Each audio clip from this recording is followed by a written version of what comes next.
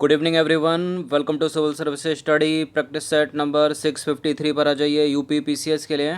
और प्रैक्टिस करेंगे इसमें हम एंशिएंट हिस्ट्री के प्रश्नों पर। तो चलिए स्टार्ट करते हैं।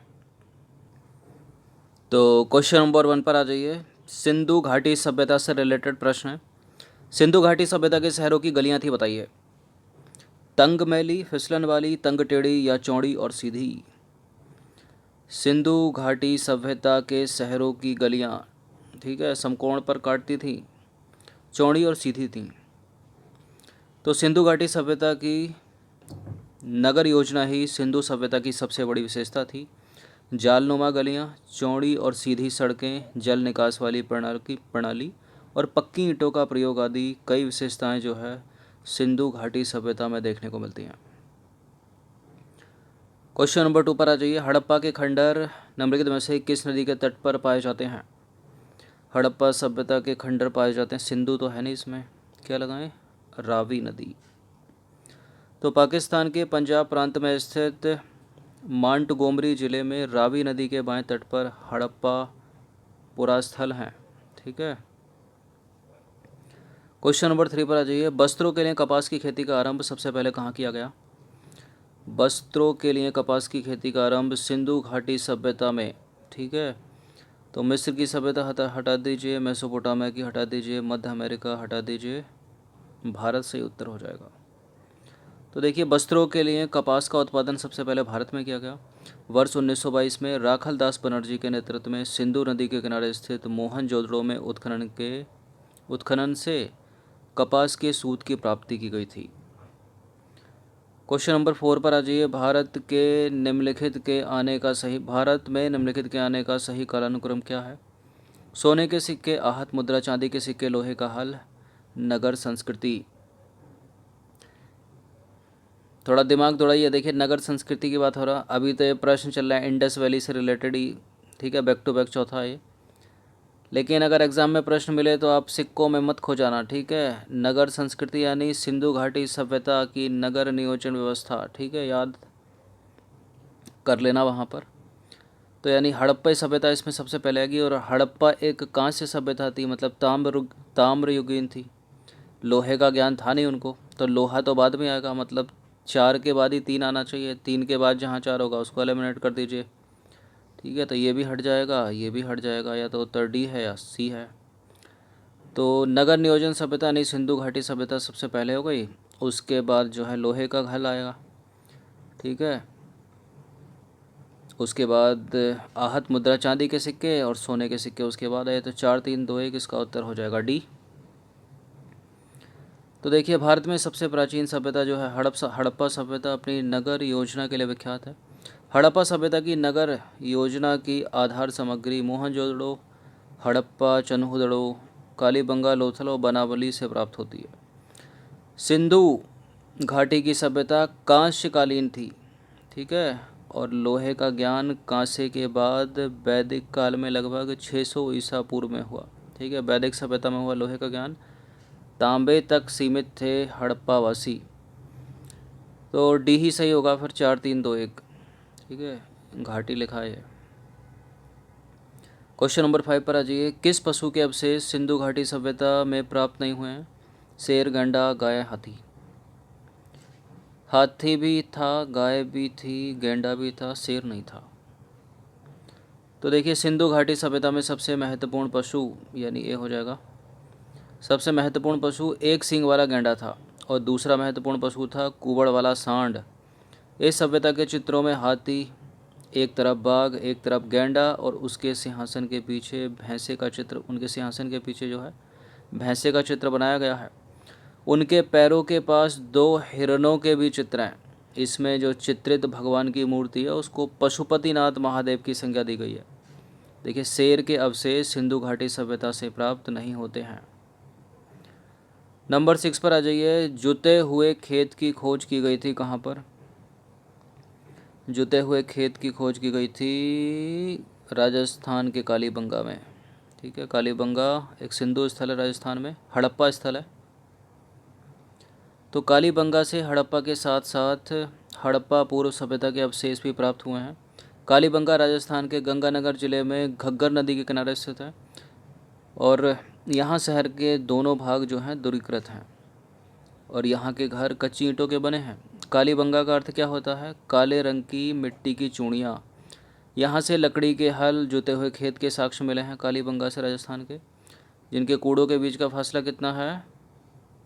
पूर्व से पश्चिम की ओर 30 सेंटीमीटर और उत्तर से दक्षिण 1.10 मीटर। देखिए यहाँ कुछ अग्निकुंड मिले हैं जिन्हें वज्र प्रणाली से जोड़ा जाता है। 2 फसलों को उगाने का प्रमाण जो है यहाँ से मिला है और यहाँ के फर्श पर अलंकृत ईंटों के प्रयोग के साक्ष्य मिले हैं। क्वेश्चन नंबर 7 पर आ जाइए। हड़प्पा का उत्खनन करने वाला प्रथम पुरातत्वविद जो इसके महत्व को ही नहीं समझ पाया कौन था? राखलदास बनर्जी नहीं थे, कनिंघम थे। तो हड़प्पा का उत्खनन करने वाला प्रथम पुरातत्वविद कनिंघम था जो इसके महत्व को नहीं समझ पाया था, याद रखिएगा। क्वेश्चन नंबर 8 पर आ जाइए। भारतीय पुरातत्व का जनक किसे कहा जाता है? ये प्रश्न इंपॉर्टेंट है, कई बार पूछा है एग्जाम में। भारतीय पुरातत्व का जनक कहा जाता है कनिंघम। पूरा नाम है अलेक्जेंडर कनिंघम, वही जो हड़प्पा का उत्खनन करने वाला प्रथम पुरातत्वविद था और इसके महत्व को नहीं समझ पाया था। तो भारतीय पुरातत्व का जनक अलेक्जेंडर कनिंघम को कहा जाता है। वह भारतीय पुरातात्विक सर्वेक्षण के प्रथम महानिदेशक थे। एक नाम था ऊपर रॉबर्ट ब्रसफ्रूट। इनको जो है भारतीय प्रागैतिहासिक का पिता कहा जाता है क्योंकि इन्होंने ही 1863 में मद्रास के पल्लवरम से पुरापाषाण उपकरण की खोज की थी। क्वेश्चन नंबर 9 पर आ जाइए। सिंधु घाटी सभ्यता के संदर्भ में निम्नलिखित कथनों पर विचार करना है। 2 स्टेटमेंट के साथ बताइए कौन सा करेक्ट होगा। देखिए सिंधु घाटी सभ्यता प्रमुखतः लौकिक सभ्यता थी तथा इसमें धार्मिक तत्व यद्यपि उपस्थित था लेकिन वर्चस्वशाली नहीं था। और उस काल में भारत में कपास से वस्त्र बनाए जाते थे। बिल्कुल ये दूसरा वाला सही हो जाएगा। सिंधु घाटी सभ्यता में धार्मिक तत्व उपस्थित था, धार्मिक तत्व यद्यपि उपस्थित था, वर्चस्वशाली नहीं था, ये भी सही है। दोनों के दोनों सही हैं। तो सिंधु घाटी सभ्यता के संदर्भ में सामान्यतः माना जाता है कि यह लौकिक सभ्यता थी। सिंधु सभ्यता में अनेक स्थलों से कपास के वस्त्र के साक्ष्य मिले हैं और जिससे स्पष्ट होता है कि वहाँ के लोग इसका निर्माण करते थे। 10वां प्रश्न है, हड़प्पा सभ्यता सिंधु घाटी सभ्यता में पवित्र पशु बता दीजिए कौन सा इनमें से।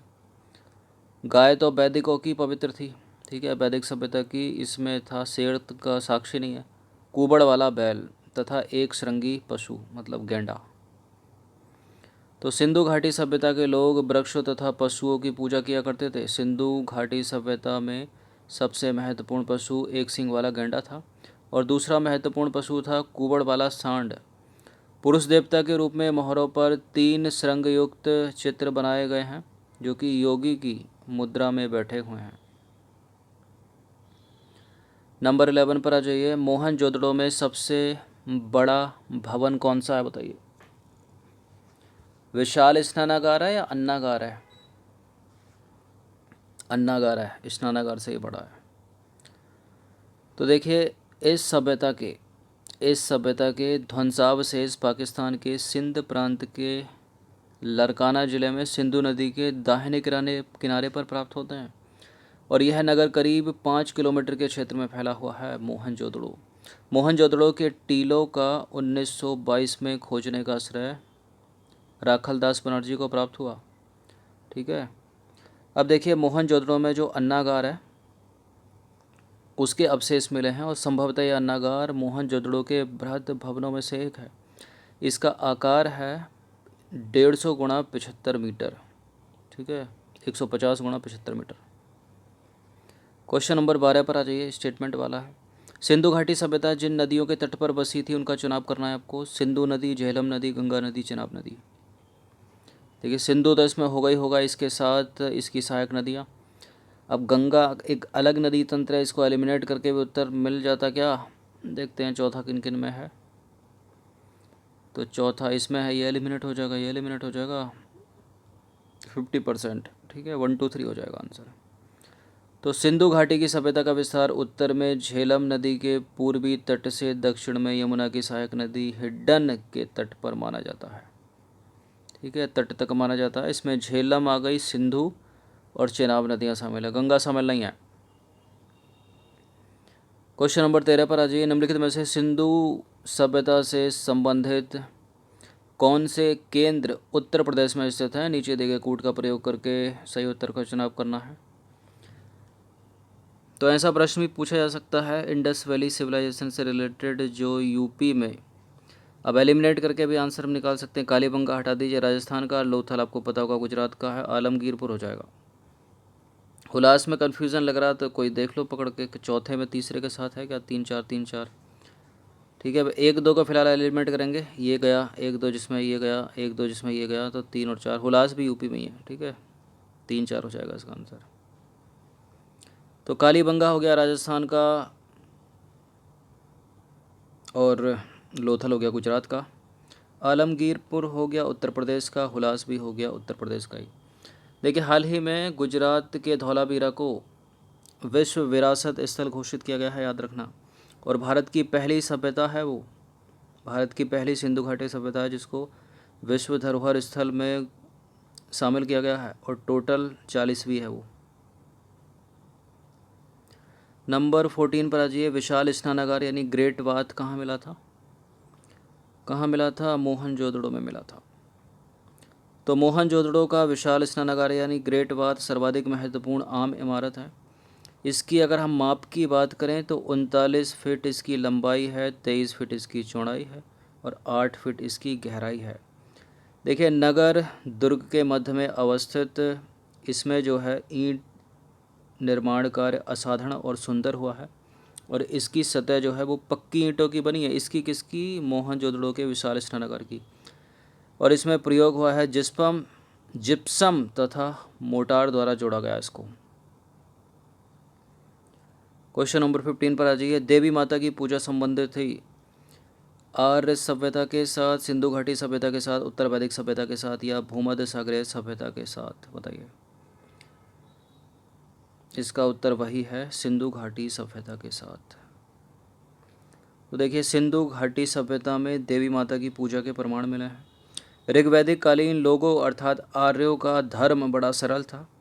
वे लोग पूर्णतः ईश्वरवादी थे। उन्होंने प्रकृति संबंधी विचारों का आध्यात्मिक आधार पर प्रतिपादन किया, न कि वैज्ञानिक आधार पर, याद रखना। तो ये 15 प्रश्न थे एंशिएंट हिस्ट्री के, जिसमें हमने प्रैक्टिस किया सिंधु घाटी की सभ्यता से रिलेटेड प्रश्न। एक आधा प्रश्न हर एग्ज़ाम में पूछ लिया जाता है क्योंकि इंपॉर्टेंट सभ्यता है, महत्वपूर्ण है। तो इनकी प्रैक्टिस एक बार तो कर ही लेना। धन्यवाद।